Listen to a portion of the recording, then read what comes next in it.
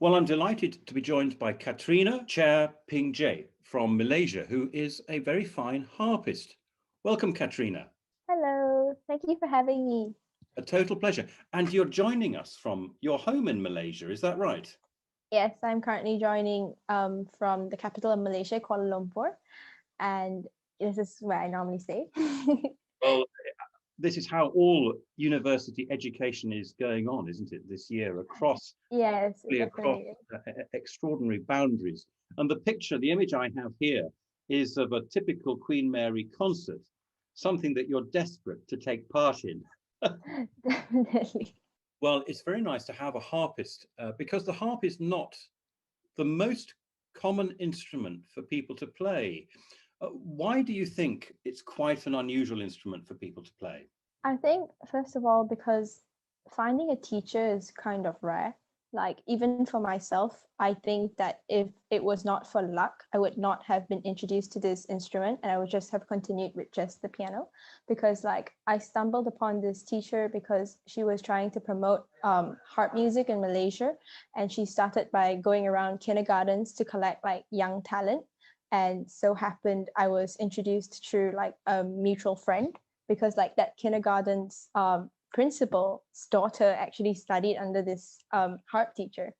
So I think one of it is the rarity of the teachers around, and also because it is a very expensive instrument to upkeep, and like not many people can afford to like constantly maintain a harp, even if they can just buy one at the start. You've got that, and of course, you've also got to transport a harp around. Yes, that is quite difficult as well. Like I only have a student harp, so it is significantly lighter than a professional harp, but it is so difficult to transport around. I need like a four-wheel drive and like a lot of padding.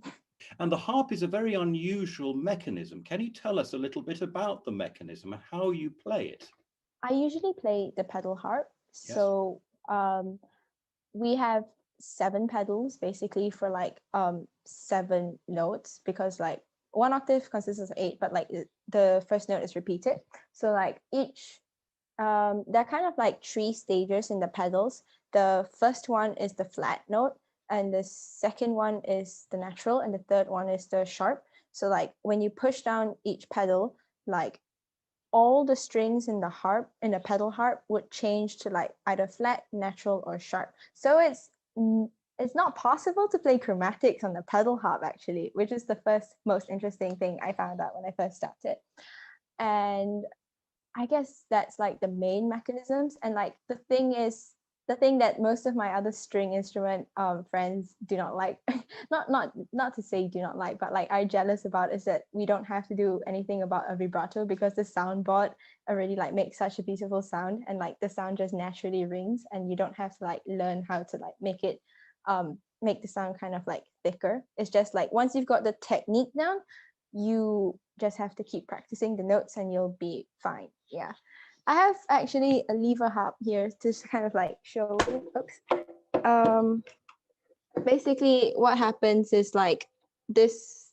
The pedal harp has like something like this, Yes. and like you can change it so that it like change keys, for instance, and then yeah. It So lifts, it's like it just tightens the string, doesn't it? Or loosens the string accordingly. yeah. That's right. And it's a very difficult thing. I speak as a composer here. It's a very difficult thing to write for the harp because you have to work out those pedal changes. You have to know the physicality. And also, you've only got 2 feet, haven't you? And you've got 7 pedals. So Yeah. operating 3 on one side and 4 on the other. It's a juggling act, isn't it? Of dexterity and the way in which you have to use your entire body to play this instrument. Yeah. Well, so the harp has become obviously a very important instrument to you. And just tell us a little bit about the development of your learning in Malaysia on this instrument. I suppose I started when I was 9. Yeah. Um, basically, what happened was we used to have community classes, and we used like something called a harpsichord. I think it's quite wrongly called a harpsichord because many people immediately confuse it with the other instrument. But basically, it's like a small harp like the one that I just showed you, but it has no levers. So it's just like you just tune it according to what song you play. And like that was what I started with for like 3 months, because it was just a community class with like other children in it. And then I was asked whether I want to like learn it in a more serious manner. And I think, I do not remember this, but I think my answer was yes.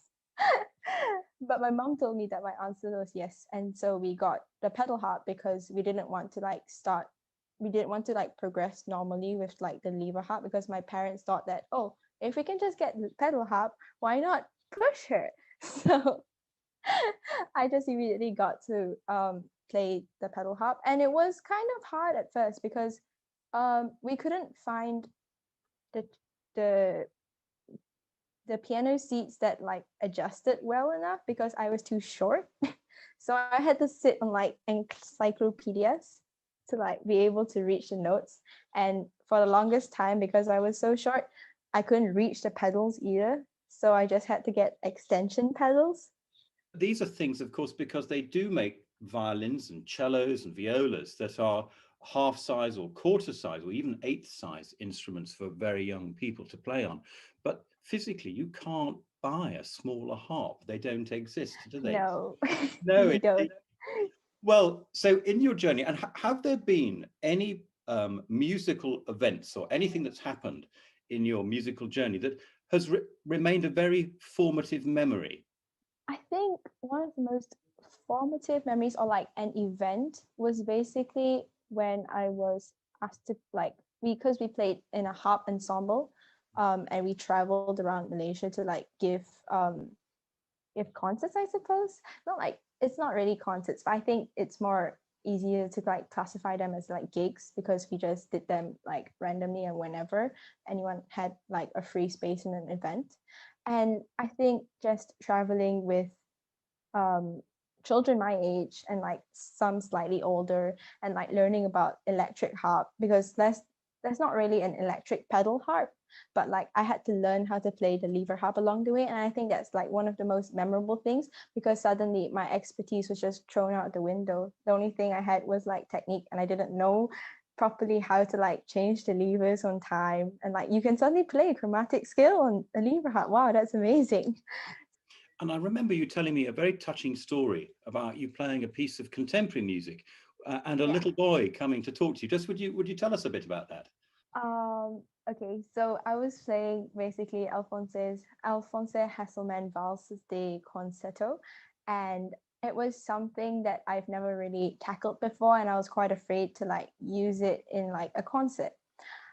However, when I was in the backstage, there was basically a child. I'm not too sure to this day what he was doing there, but basically he was just kind of like lost, kind of like running around backstage. And like we didn't speak the same language, we just kind of like played hide and seek to like release my nerves before going on stage. So like after that he kind of like said something in his own language. I'm going to assume that it was probably like good luck or something. Anyways, because he was there, he kind of like gave me enough courage to like just tackle it on stage, because like also this was the first time I played it without the security of like the score, Yes. because like it's a performance. And yeah, and I gave him my score to like keep for like safekeeping. And then when I came back, um because we didn't speak the same language, he was just kind of like tugging my sleeves and like trying to get an adult to like kind of explain what he meant to me. He'd never heard such a song or like such an instrument before, and he was like really happy to have like some sort of experience with this. And yeah, that really kind of touched me. And also he wanted to like touch the strings and stuff, so like yeah, I guess that's a normal thing, like a lot of people want to touch the strings of the harp.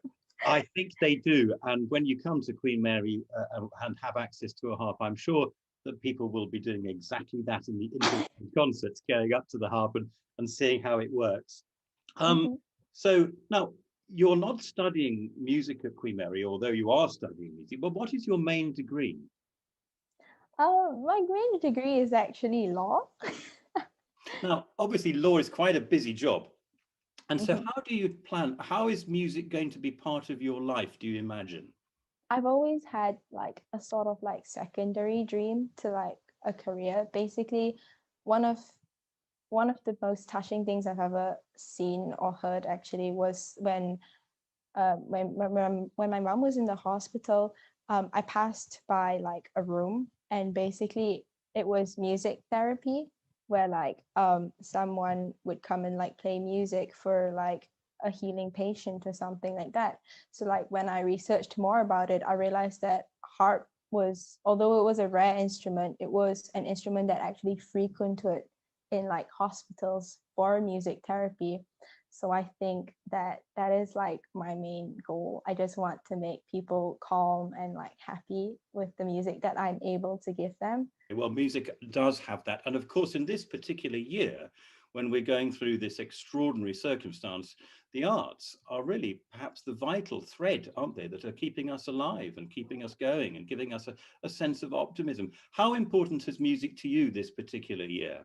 Oh, it's been extremely important to me because like um because I was an A-level student and my exams suddenly got like taken away from me, and I had like suddenly I had like nothing to do. And honestly, it was music that kept me grounded, music that kept me like sort of like understanding that actually this is not the only place, like studying is not the only thing that I am meant to do.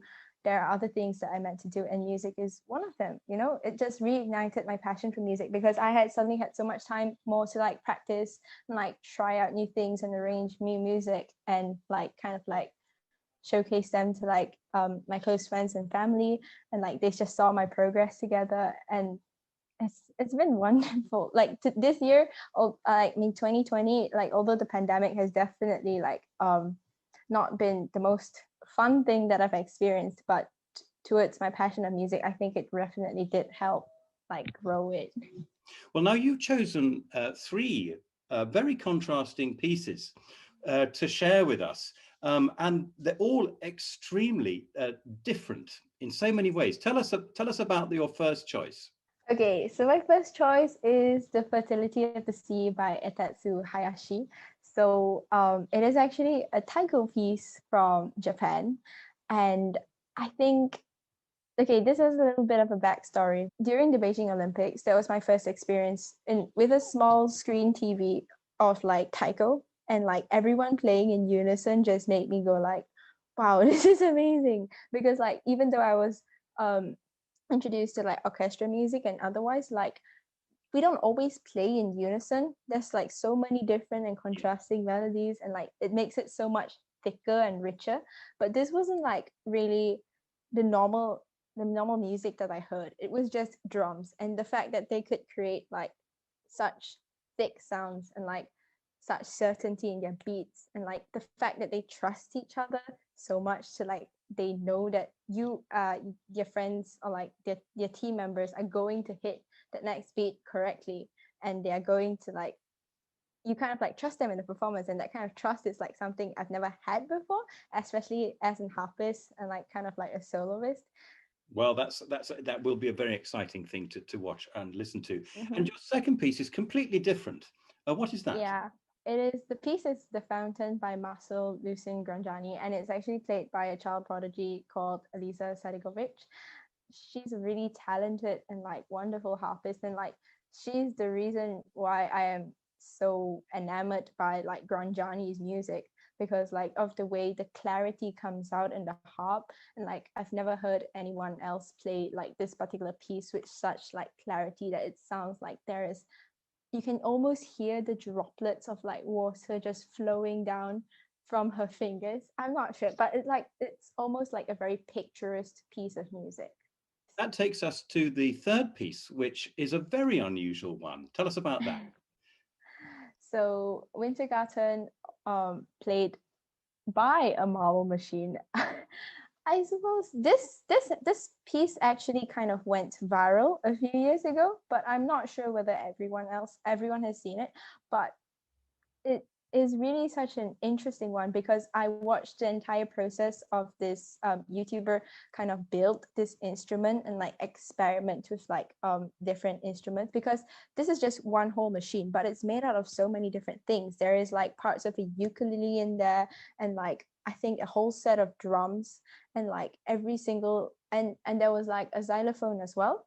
So like when he just uses the kind of winds the machine up, he can like change the tempo according to how much he winds, and that was just amazing to me. And like the melody that it plays as well, it was like really catchy, and you can hear like all the different kind of like intersecting motifs through just one machine, although it did take a lot of work to accomplish that. But wow.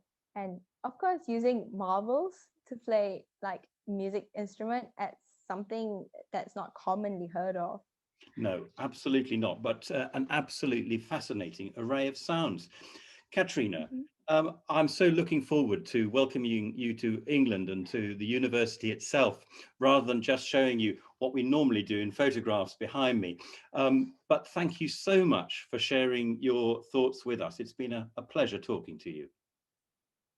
Thank you very much, Professor. I hope to be coming to London very soon. You will.